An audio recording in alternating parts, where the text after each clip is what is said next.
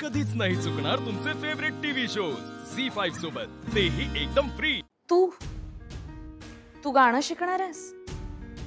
म्हणजे हे कधी झालं? हे असं अचानक का तुला गाणं शिकावंसं वाटलं? काय म्हणजे गाणं कोणी शिकायचं हे काय कुठं लिहून ठेवलेलं असते वय? मी नाही शिकू शकत वय गाणं। पण तू आणि गाणं म्हणजे अगं पर तूच म्हणतीस ना वा काही एखादी कला यायला पाहिजे, आणि म्हणूनच तर तू आधीपतीसनी गाणं शिकवायच्या मागे लागली होतीस। मग आता म्या गाणं शिकते तर तुला एवढं काय आश्चर्य वाटतंय? नाही, मला ते नाही म्हणायचंय, पण तुला मी कधीच गाताना बघितलं नाही। मला गाण्याची आवड आहे असंही तू कधीच म्हटलेलं नाहीस। अचानक तुला कसं काय वाटलं गाणं शिकावंसं? एकदम काय झालं? आता नाही सांगितलं म्या तुला कवा, पर तू मला गाताना बघितलं नाही म्हणजे मला गाणं आवडत नाही असं असतंय व्हय कुठं? अगं मला का नाही शाळेपासूनच गाण्याची आवड होती, म्हणजे मी शाळेत असताना गुणगुणायची बी, पर मावशीला आवडत नव्हतं ना, म्हणून मी ते बंद केलं।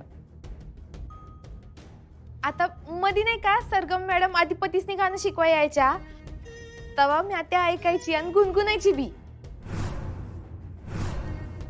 पण मग मावशीनं ऐकलं अगं आणि डोळं वटारलं, म्हणून मग मी ते बंद केलं।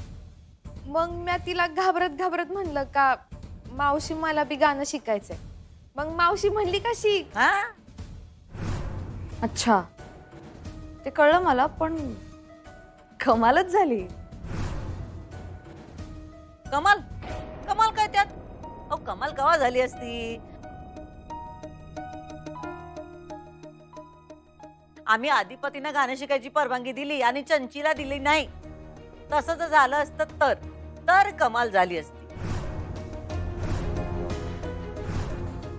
अहो तिच्यावर अन्याय नसता का झाला?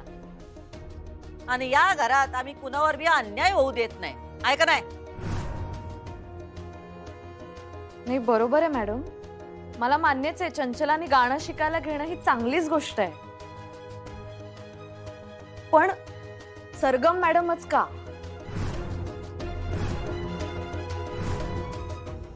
दुसरं कोणी का नाही? नाही, आता आम्ही तुम्हाला उलटा प्रश्न विचारतोय, सरगम का न ग? हा, दुसरं कोणी कशाला पाहिजे? तुमचा काय प्रॉब्लेम आहे हो तिच्या बरोबर?